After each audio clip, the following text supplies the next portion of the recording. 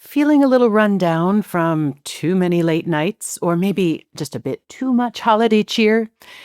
Well, you may have been hearing about IV drip bars, promising to speed up your recovery.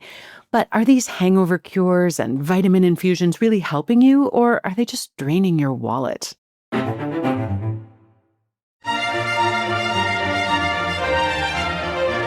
Hello, and welcome to the Nutrition Diva podcast, where we take a closer look at nutrition news, trends, and research so that you can make smarter choices about what you eat and how you take care of your body.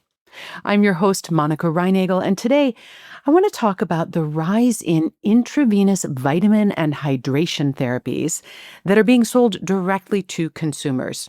So I want to take a look at what's actually in those IV bags, what the science says about their potential benefits and risks, and when or whether this kind of therapy really makes sense. Intravenous therapy has been an important tool in the medical toolkit for nearly 2 centuries. It started out as a way to rehydrate patients who were dying of cholera. And today, it is a standard hospital procedure. It's used to deliver fluids and electrolytes, medications, and nutrients to people who cannot take them in orally or, for whatever reason, need really rapid treatment. So when someone arrives at the emergency room dangerously dehydrated, for example, or maybe unable to keep any fluids down, an IV line can absolutely be life-saving. But in recent years, this procedure has somehow migrated from the ER into the wellness marketplace. Boutique IV drip lounges are now promising to revive you after a long flight, or boost your immunity, or erase the effects of a night of drinking, all while you relax in a recliner with cucumber water and soft lighting. Now, many of these clinics are founded or staffed by physicians, often emergency room physicians, who've discovered that offering these hospital-grade interventions to otherwise healthy people can be a lucrative business model. But do the benefits of these treatments justify the premium price, or for that matter, the risks? So first, what is in these IV bags that are promising to detox or energize or restore you? Most of them contain a basic sterile saline solution. It's the same mix of water and sodium chloride that's used in hospitals to keep patients hydrated or as a carrier for other medications. And then to that, providers add a blend of vitamins and minerals, usually vitamin C, several B vitamins, sometimes magnesium, calcium, often amino acids, or perhaps antioxidants like glutathione. These combinations are given catchy names like immunity boost or jet lag recovery or the executive or my favorite hangover helper. But the differences between them are mostly branding or marketing. There's no standard formulation, no agreed upon dosages, and rarely any individualized testing to determine what, if anything, the client is deficient in. The main selling point is that by delivering nutrients directly into the bloodstream, IV therapy bypasses the digestive system, and this supposedly offers faster and more complete absorption than either pills or food. And while that is technically true, the nutrients do enter circulation immediately, doesn't automatically make them any more useful. Flooding your bloodstream with extra vitamins doesn't make your cells take in more than they can use. Often, it just makes for very expensive urine. In fact, despite the confident marketing, there's actually not much solid evidence that these treatments do what they promise. So take hangovers, for example. Studies in emergency department settings have found that IV fluids actually don't resolve hangover symptoms any faster than simply drinking fluids and resting, sleeping it off. It's true that IV delivery can raise blood levels of certain vitamins, vitamin C for instance, a lot higher than you could achieve by mouth. But higher blood levels don't necessarily translate into better function or improved health. Once your tissues have all the nutrients that they can use, the rest is just going to be filtered out by your kidneys. And that sense that people report of feeling instantly better after a session, well, some of it may be simple hydration, but a lot of it is probably psychological. I mean, when you've paid a couple of $100s and reclined in a leather chair and been attended to by someone wearing scrubs, well, you can expect to feel revived. And that expectation itself is quite powerful. So, despite enthusiastic testimonials from customers, benefits of these types of therapies for healthy people are largely unproven. Still, if it seems to help and you've got the cash to burn, is there any harm to indulging in an IV powered spa day? Well, although the risk of serious harm is relatively low, it's not zero.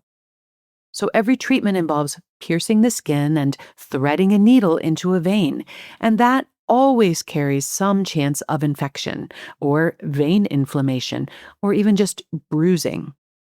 In clinical settings, strict sterile technique minimizes those risks.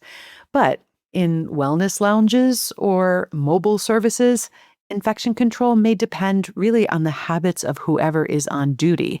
And not all providers are equally careful. For example, I was recently having a routine blood draw at a nationally known testing company, and the technician actually picked up her phone while my vials were still filling.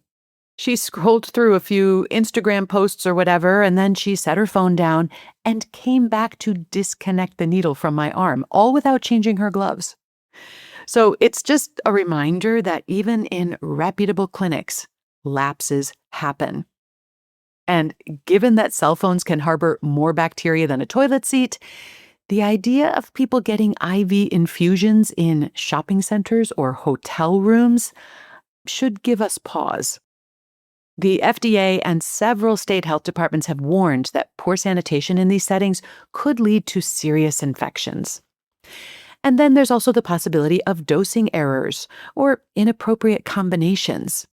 Fat-soluble vitamins like vitamin A, D, E, and K can accumulate to toxic levels in the body if they're given in excess. And very rapid infusions can cause electrolyte imbalances or fluid overload, and that can stress the heart or the kidneys, especially in people with underlying conditions such as hypertension or heart failure or renal disease.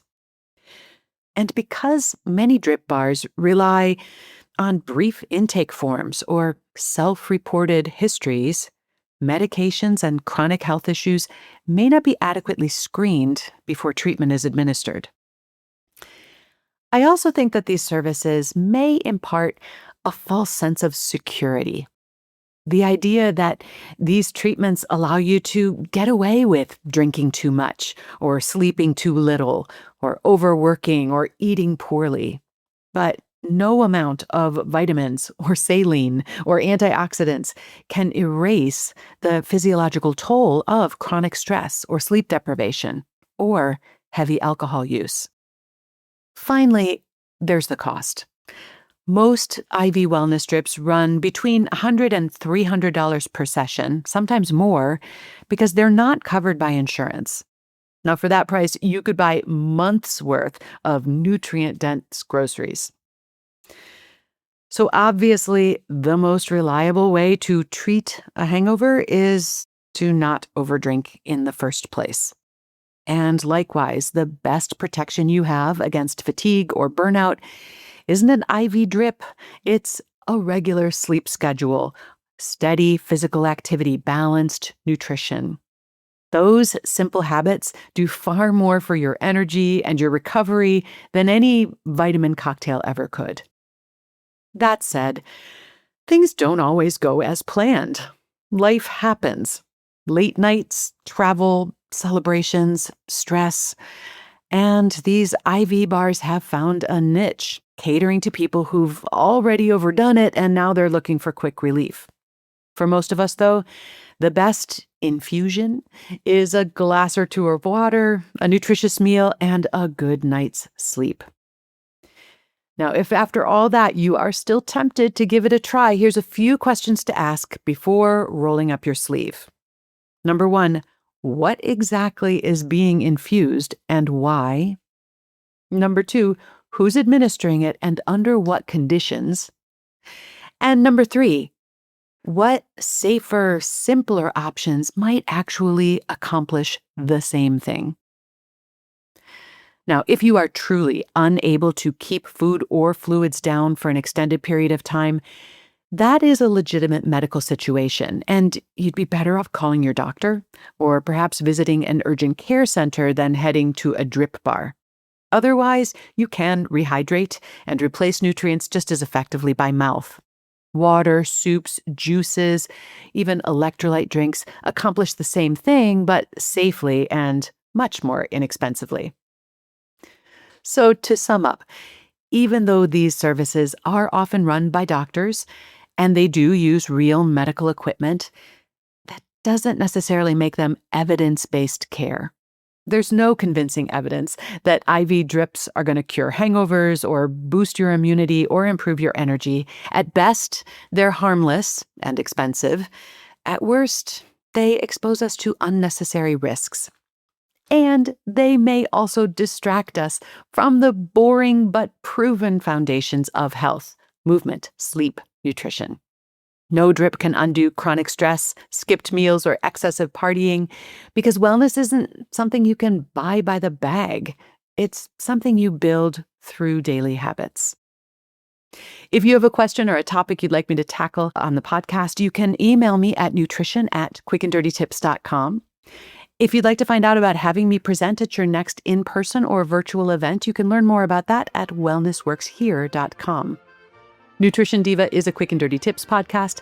Holly Hutchings is our director of podcasts. Steve Riekeberg is my audio engineer. Morgan Christensen heads up podcast operations and advertising. Rebecca Sebastian is our manager of marketing and publicity. And Nat Hoops is our marketing and operations assistant. Thanks to all of them, and thanks to you for listening.